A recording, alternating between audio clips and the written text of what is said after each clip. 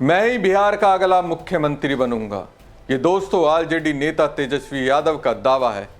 इस दावे पर कांग्रेस नेता राहुल गांधी ने भी मोहर लगा दी है।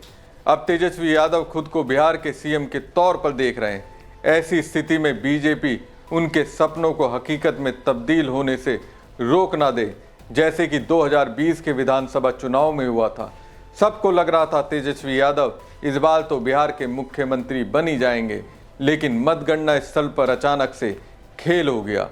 ये एक तरह से आरजेडी की एक चूक थी, उस चूक का खामियाजा उठाना पड़ा। अब बीजेपी पहले की तरह खेल ना कर सके, इसके लिए दोस्तों प्लान बनाया गया है। उस प्लान के बारे में जानेंगे तो ये जो मैंने तेजस्वी यादव की तस्वीर को हाईलाइट करके दिखाया है, मुख्यमंत्री तो मैं ही बनूंगा, उसकी पूरी कहानी समझ जाएंगे। नमस्कार दोस्तों, मैं हूं परवीन सानी। दोस्तों, बिहार विधानसभा चुनाव के नतीजे में अब महज 2 दिन बाकी है।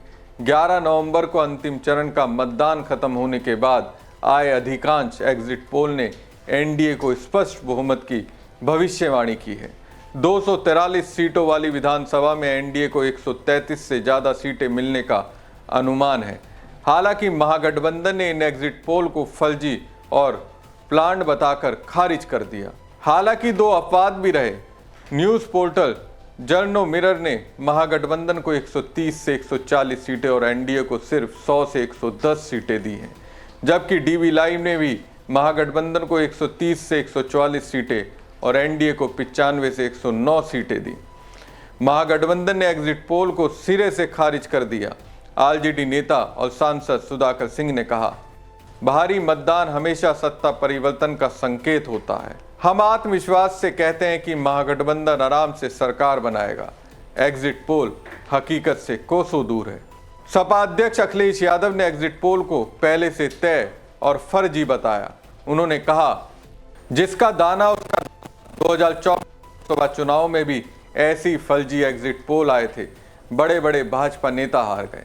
पूर्व केंद्रीय मंत्री यशवंत सिन्हा ने तंज कसते हुए कहा कि एनडीए को 200 सीटें मिलेंगी, महागठबंधन का सफाया हो जाएगा। अगर यह अनुमान गलत हुआ तो मैं जिम्मेदारी नहीं लूंगा। सपा के वरिष्ठ नेता रामगोपाल यादव ने कहा कि एग्जिट पोल की आड़ में अधिकारियों पर मनोवैज्ञानिक दबाव बनाकर बेईमानी कराने की नीयत दिखाई देती है। पूर्णिया के सांसद पप्पू यादव ने कहा, एग्जिट पोल कब सही हुए हैं? मैं एग्जिट पोल की बात कर रहा हूं। बिहार की जनता ने महागठबंधन को वोट दिया है। या तो हंग होगी या महागठबंधन की सरकार बनेगी। तो दोस्तों, सर्वे एजेंसी की ओर से जो जनता के दिमाग को कंफ्यूजन में डालने का प्रयास हुआ, उसे विपक्ष ने पूरी तरह से दूर कर दिया। एक तरह से मानकर चल रहे हैं मुख्यमंत्री तो तेजस्वी यादव ही बनेंगे। अब दोस्तों, जब विपक्ष को लग रहा है तेजस्वी यादव ही सीएम बनेंगे, तो ऐसी स्थिति में बीजेपी को भी मालूम है ईवीएम में वोट तो सबसे ज्यादा महागठबंधन को ही पड़े हैं। उम्मीदवारों की किस्मत ईवीएम में कैद है। 14 नवंबर को नतीजे घोषित होंगे। महागठबंधन ने परिणाम के बाद की रणनीति बना ली है। सूत्रों के मुताबिक नतीजों के बाद हॉर्स ट्रेडिंग की नौबत आई तो महागठबंधन अपने कुछ विधायकों को दूसरे राज्यों में शिफ्ट करेगी। गठबंधन टूट सकने वाले दलों के विधायकों को इंडिया ब्लॉक की सरकारों वाले राज्य में शिफ्ट करने की तैयारी है। बड़ी पार्टी आरजेडी फौरन अपने विधायकों को जीतने के बाद पटना बुलाएगी और महफूज रखेगी। छोटे दलों में टूट का खतरा ज़्यादा रहता है, इसलिए वीआईपी के मुकेश सैनी अपने विधायकों को जीत के बाद फौरन पटना बुलाकर विशेष विमान से इंडिया गठबंधन की, साथ ही ममता बनर्जी की सरकार वाले करीबी राज्य बंगाल भेज देंगे। वहीं कांग्रेस ने हॉर्स ट्रेडिंग से अपने उम्मीदवारों को बचाने के लिए प्लान बना लिया है। जीतते ही विधायकों को पुख्ता निगरानी में पटना लाया जाएगा, जहां से उनको अपनी सरकार वाले राज्य कर्नाटक या तेलंगाना शिफ्ट किया जाएगा। कहा तो यहां तक जा रहा है कांग्रेस आईपी गुप्ता के दल के विधायकों का भी जिम्मा उठाएगी। इसका भी ऑफर उनसे दिया गया है। इसके अलावा जो निर्दलीय उम्मीदवार जीतते हैं और महागठबंधन के साथ आते हैं, तो ऐसे में उनको भी साथ लिया जाएगा। दोस्तों, बिहार विधानसभा चुनाव में इस बार बम्पर वोटिंग हुई है। दूसरे और अंतिम चरण में मंगलवार को रिकॉर्ड 67.14% मतदान दर्ज किया गया। यह अब तक का सबसे अधिक मतदान प्रतिशत है। इससे पहले 6 नवंबर को पहले चरण में 65.09% मतदान हुआ था।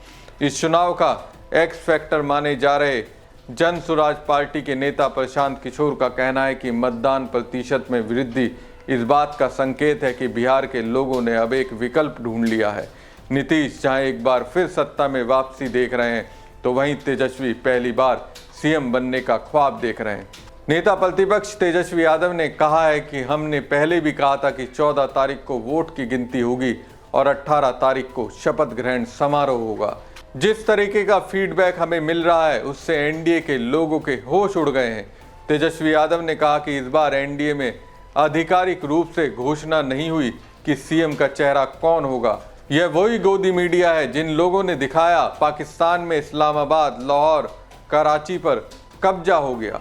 ये वही सर्वे है जिन्होंने घुसपैठियों को बिहार में घुसा दिया था। गोदी मीडिया प्रोपोगंडा फैला रहा है। दोस्तों, जो सर्वे दिखाया जा रहा है ये लोग अपने सैंपल साइज नहीं बता रहे हैं। सैंपल हो या सर्वे हो, इसका मानक क्या है यह भी नहीं बताया जा रहा कि पीएमओ से जो तय होकर आता है, जो अमित शाह अपनी कलम से लिख कर देते हैं, वही मीडिया वाले बताते और बोलते हैं। 2020 की तुलना इस बार की मतदान से की जाए तो 72 लाख लोगों ने इस बार ज्यादा मतदान किया है। तेजस्वी ये कतई मानने के लिए तैयार नहीं है कि 72 लाख जो ज्यादा वोट पड़े हैं उन्होंने नीतीश कुमार को वोट दिया है।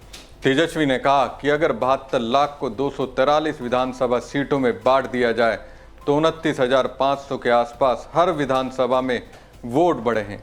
ये वोट नीतीश कुमार को बचाने के लिए नहीं पड़े, ये सरकार को बदलने के लिए वोट पड़े हैं। सरकार बदलने जा रही है, इतने लोगों ने परिवर्तन के लिए वोट किया है।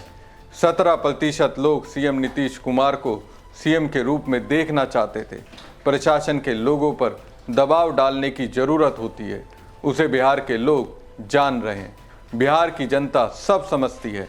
इस बार सर्वे चलाया गया और पूरा प्रयास किया जाएगा कि काउंटिंग को स्लो किया जाए। दहशत जिला हेडक्वार्टर में पैदा किया जाएगा। जहां बम ब्लास्ट होगा वहां कोई कार्रवाई नहीं करेंगे, लेकिन लोकतंत्र की हत्या के लिए मिलिट्री से फ्लैग मार्च पूरे जिले में करवाएंगे ताकि एक दहशत लोगों के बीच में पैदा हो सके। पिछली बार भी लोगों ने बदलाव के लिए, परिवर्तन के लिए वोट दिया था। तेजस्वी यादव डंके की चोट पर कह रहे हैं, इस बार काउंटिंग में बेईमानी नहीं होने देंगे। हमारे लोग सजग हैं और डटे हुए हैं। तेजस्वी ने हमला करते हुए कहा कि मोदी जी को टीटीएम करने वाले चैनलों ने उनकी सीटों को 400 के पार पहुंचा दिया था। एग्जिट पोल वालों ने तो कल अभिनेता धर्मेंद्र को भी मार दिया था। गजब के न्यूज़ चैनल हैं। पूरे देश में अच्छी पत्रकारिता हो रही है। आज तक ऐसी पत्रकारिता हम लोगों ने नहीं देखी है। बीजेपी वालों लोगों ने तो श्रद्धांजलि भी दे दी थी। यह हाल मीडिया का है। मालिक और पत्रकार सब जान रहे हैं कि हकीकत क्या है। 18 तारीख को हम लोग शपथ ग्रहण करेंगे। नौकरी वाली सरकार आने वाली है और कलम राज स्थापित होगा। तो साफ है दोस्तों, तेजस्वी यादव मान कर चल रहे हैं, मुख्यमंत्री तो वही बनेंगे। इसलिए पिछली बार की गलतियों से सीख लेते हुए हर मोर्चे पर बीजेपी से टकराने का प्लान बना लिया है ताकि वोट चोरी ना हो सके। हमारी खबर आपको कैसी लगी कमेंट बॉक्स में कमेंट करके जरूर बताएं। साथ ही पेज को ज़्यादा से ज़्यादा लाइक और शेयर कीजिएगा। धन्यवाद।